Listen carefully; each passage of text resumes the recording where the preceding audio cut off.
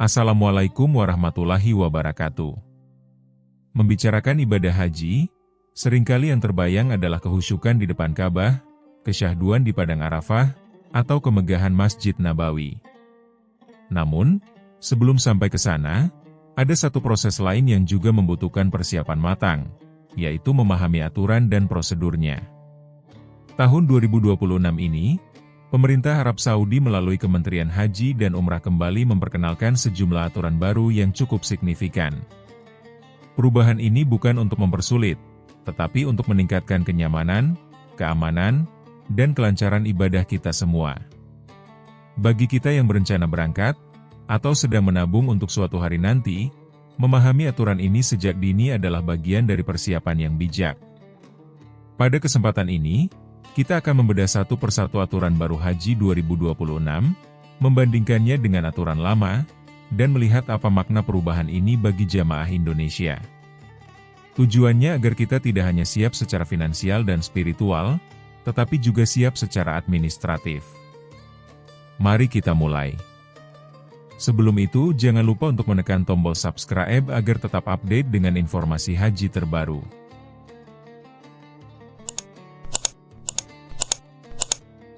Mari kita bahas aturan pertama, perubahan paling mendasar dalam tahapan pendaftaran, yaitu urutan pelunasan biaya haji dan pemeriksaan kesehatan. Dulu, sistem yang berlaku adalah bayar dulu, baru cek kesehatan. Artinya, calon jamaah harus menyelesaikan pembayaran penuh biaya haji terlebih dahulu kepada penyelenggara. Setelah pembayaran lunas dan mendapatkan kepastian kuota, barulah calon jemaah haji menjalani proses pemeriksaan kesehatan wajib. Praktik ini sudah berlangsung selama bertahun-tahun. Namun mulai musim haji 2026, urutannya dibalik menjadi cek kesehatan dulu, baru bayar pelunasan. Artinya kini calon jamaah harus lulus dari pemeriksaan kesehatan terlebih dahulu dan dinyatakan memenuhi syarat kesehatan yang ditetapkan pemerintah Arab Saudi, setelah itu baru bisa pelunasan biaya haji. Hanya setelah dinyatakan lolos medis dan memiliki sertifikat kesehatan yang sah, maka calon jamaah diperbolehkan untuk melakukan pelunasan biaya. Perubahan aturan ini merupakan langkah protektif yang sangat penting. Bagi jamaah, perubahan ini melindungi investasi spiritual dan finansial Bapak Ibu. Bayangkan jika Anda sudah melunasi ratusan juta, tetapi kemudian tidak lolos dalam pemeriksaan kesehatan karena suatu kondisi yang tidak memungkinkan untuk menjalani ibadah haji yang fisiknya berat. Dengan sistem baru, Bapak Ibu hanya akan mengeluarkan uang setelah dinyatakan secara medis siap berangkat.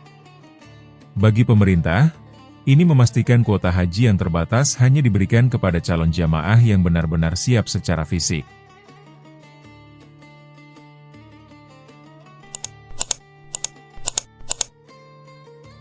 Setelah urusan kesehatan dan administrasi keuangan ini clear, ada kartu sakti baru yang wajib dibawa setiap jamaah.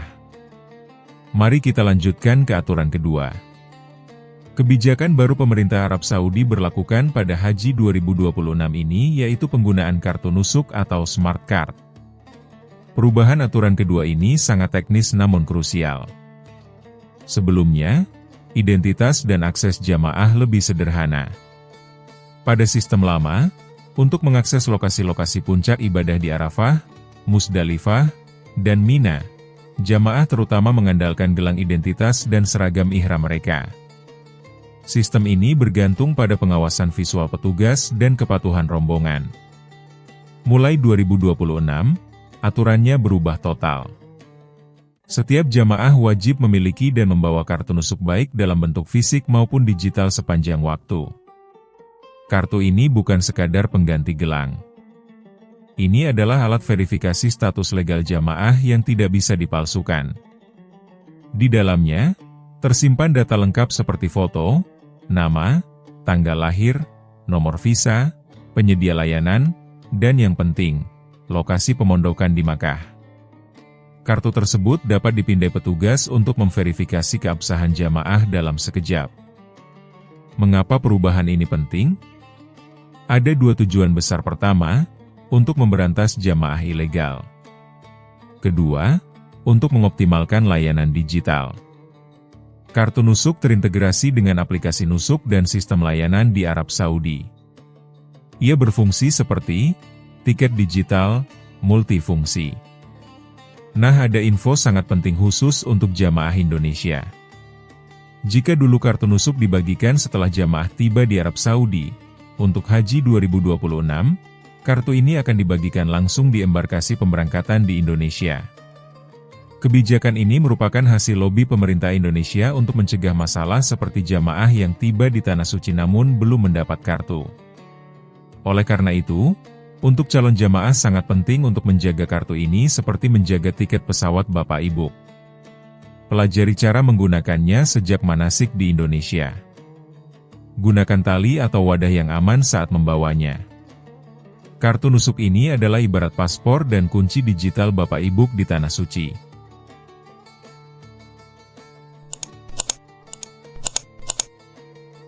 Kita lanjutkan perjalanan memahami aturan baru Haji 2026. Setelah membahas tiket digital kita, mari masuk ke salah satu poin yang paling menyentuh hati banyak jamaah, aturan untuk mengunjungi Raudah di Masjid Nabawi, Madinah.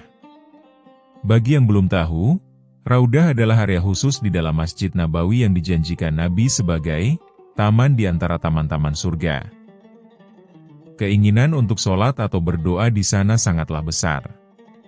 Cara memenuhi keinginan suci ini akan mengalami transformasi digital yang signifikan di tahun 2026.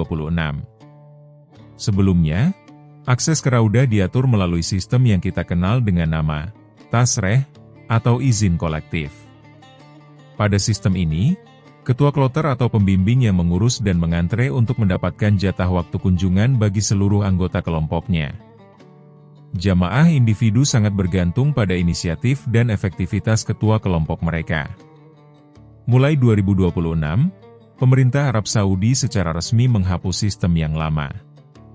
Sebagai gantinya, setiap jamaah harus mengurus izin masuknya secara mandiri melalui aplikasi Nusuk yang resmi. Calon pengunjung harus membuka aplikasi, memilih tanggal dan slot waktu kunjungan yang tersedia, dan melakukan permohonan. Jika berhasil, dia akan mendapatkan izin elektronik yang harus ditunjukkan di pintu masuk Raudah.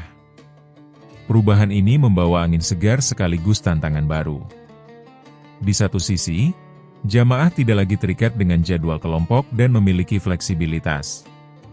Sistem digital juga mengurangi potensi praktik tidak transparan. Namun di sisi lain, kemampuan untuk mengoperasikan smartphone dan bersaing secara cepat dalam membooking slot menjadi keterampilan wajib baru, terutama bagi jamaah lanjut usia. Oleh karena itu, persiapan harus dilakukan sejak di Indonesia. Kuasai aplikasi Nusuk saat pembekalan. Siapkan pendamping teknis jika kurang yakin. Lakukan praktik dan coba booking. Dan yang terpenting, bersikap proaktif dan sabar.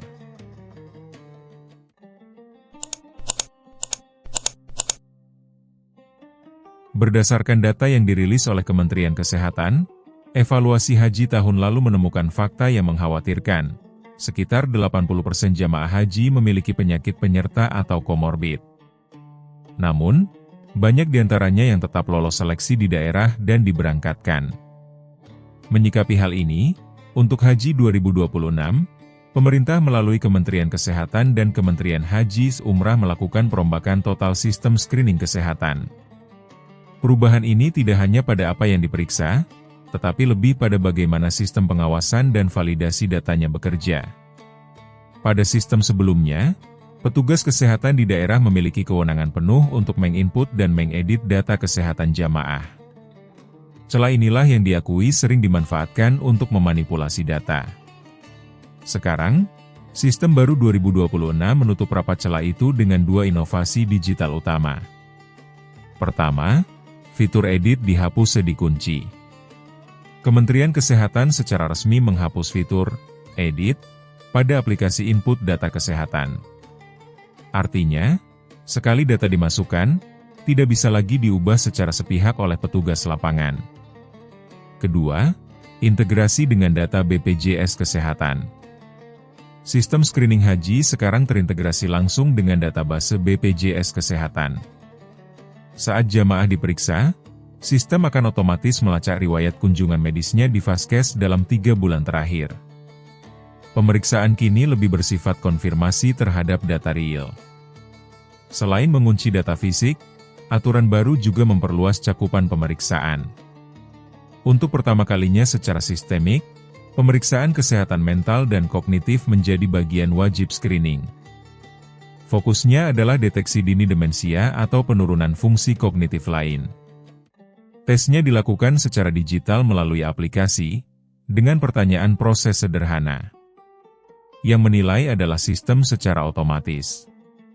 Lalu, apa makna semua perubahan ketat ini bagi Bapak dan Ibu calon jamaah?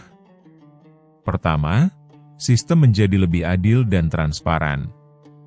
Kedua, ini sebenarnya bentuk perlindungan untuk calon jemaah haji sendiri agar tetap sehat selama menjalani ibadah nantinya. Ketiga, integrasi dengan BPJS mengajak kita untuk jujur dan proaktif mengelola kesehatan jauh-jauh hari. Aturan baru ini ingin memastikan bahwa setiap jamaah yang berangkat benar-benar siap secara fisik dan mental. Ini bukan untuk mempersulit, tetapi justru demi keselamatan dan kelancaran ibadah kita semua di Tanah Suci.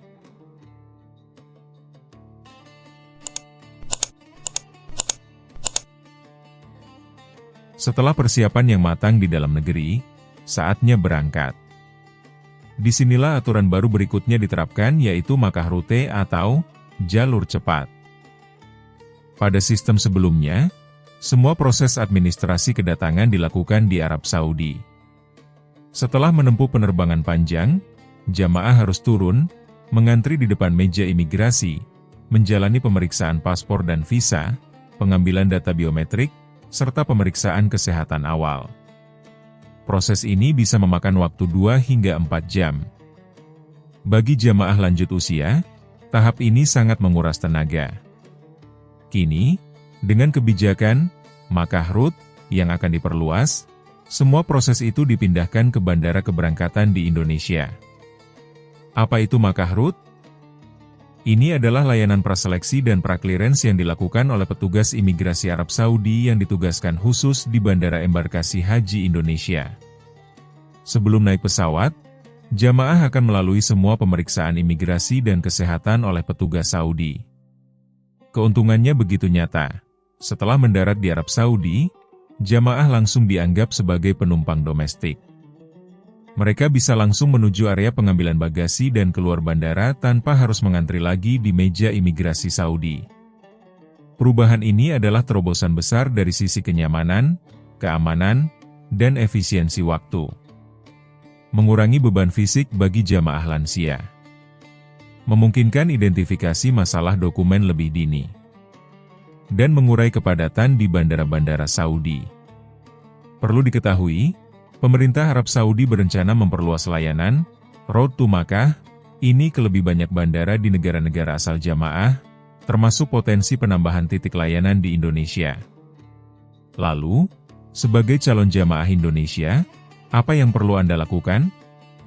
Pastikan semua dokumen siap sebelum ke embarkasi. Ikuti arahan petugas dengan tepat.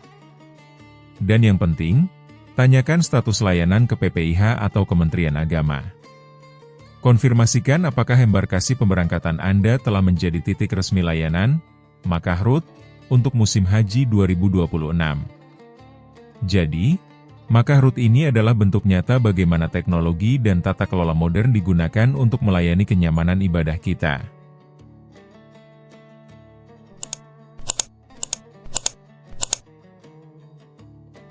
Setelah tiba dengan lancar, kita harus ingat bahwa ibadah haji adalah ibadah yang sangat khusus dan diatur ketat. Pemerintah Saudi juga semakin serius menertibkan satu hal yang selama ini jadi masalah.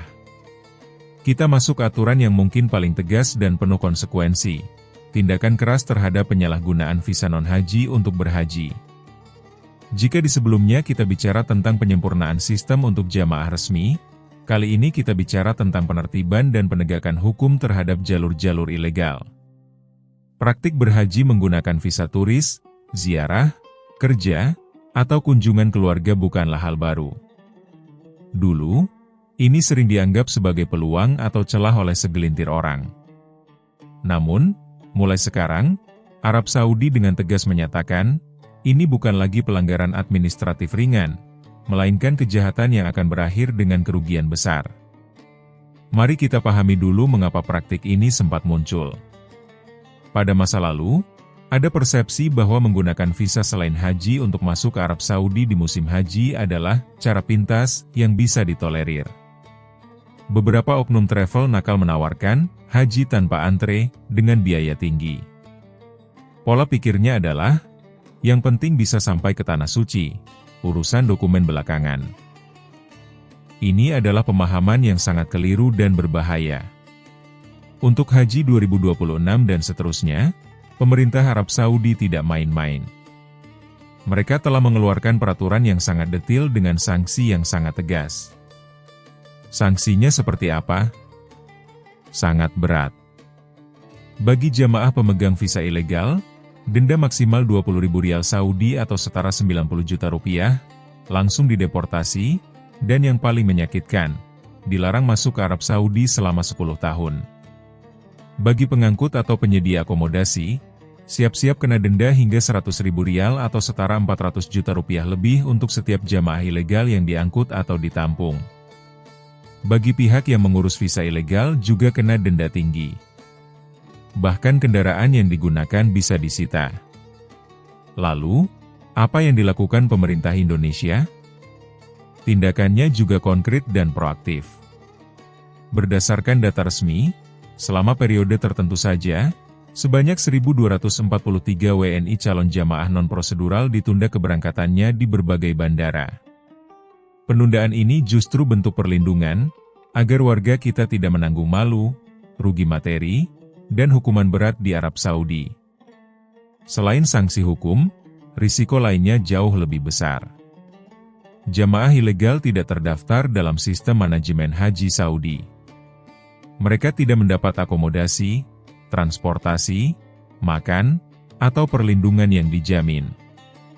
Saat terjadi keadaan darurat, mereka adalah kelompok yang paling rentan. Uang puluhan bahkan ratusan juta yang dibayarkan ke travel nakal akan hangus begitu saja. Dan setiap jamaah ilegal mengambil ruang dan fasilitas yang seharusnya untuk jamaah resmi. Oleh karena itu, pesannya sangat jelas. Hanya ada 3 jalur haji yang sah: haji reguler via Kementerian Agama, haji khusus via PIH yang berizin, dan haji furoda dengan visa mujamalah. Di luar itu, adalah haji ilegal. Jangan pernah tergiur haji tanpa antre atau haji cepat. Itu adalah jebakan. Persiapkan diri dengan sabar. Ibadah haji adalah ujian kesabaran sejak pendaftaran. Ibadah haji adalah panggilan suci. Menjawabnya dengan cara yang tidak suci dan melanggar hukum, justru akan menjauhkan kita dari keberkahan.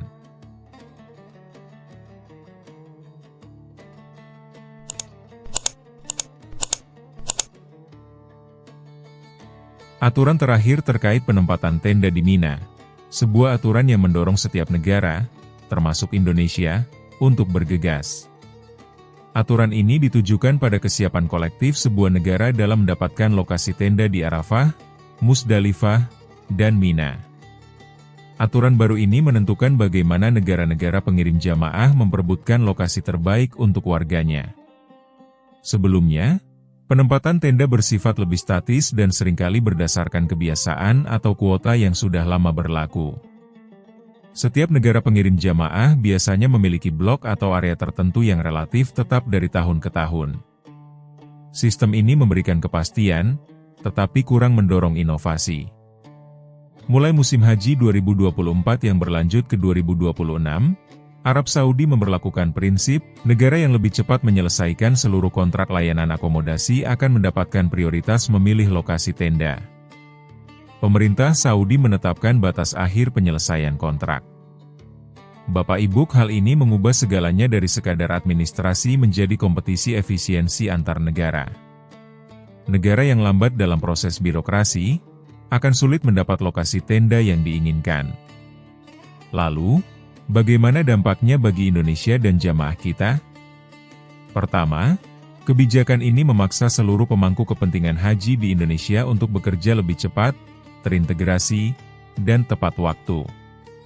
Kedua, dengan menyelesaikan kontrak lebih awal, Indonesia berpeluang mendapatkan blok tenda di lokasi utama Mina yang lebih strategis. Ketiga, percepatan ini juga sangat krusial untuk menghindari penempatan di area perluasan yang jaraknya yang sangat jauh dari Jamarat. Bagaimana kesiapan Indonesia? Kementerian Haji dan Umrah RI menyatakan bahwa persiapan layanan akomodasi untuk Haji 2026 telah selesai 100%. Ini menunjukkan bahwa Indonesia mampu merespons tantangan sistem baru ini dengan baik.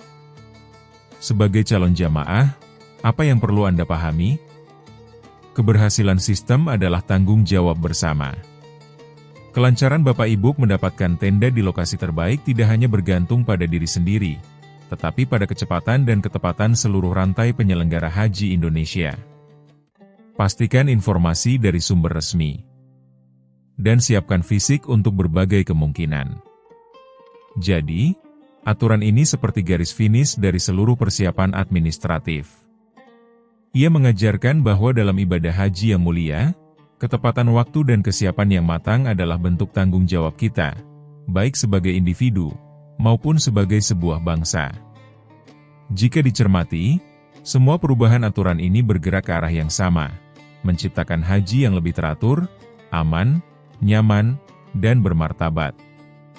Pertama, ini adalah era haji yang terdigitalisasi dan terintegrasi.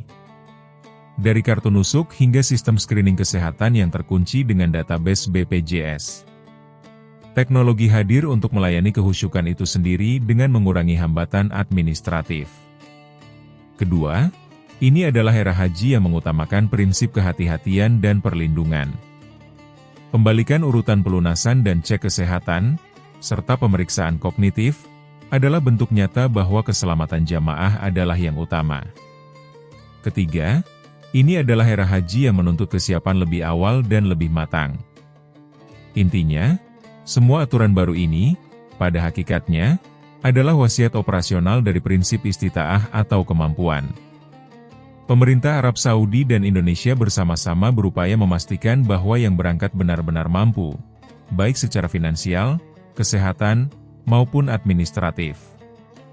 Perubahan ini mungkin terasa ketat, tetapi justru disitulah letak hikmahnya, agar ibadah kita nanti benar-benar fokus dan berjalan dengan lancar, tanpa terbebani oleh masalah teknis yang sebenarnya bisa diantisipasi.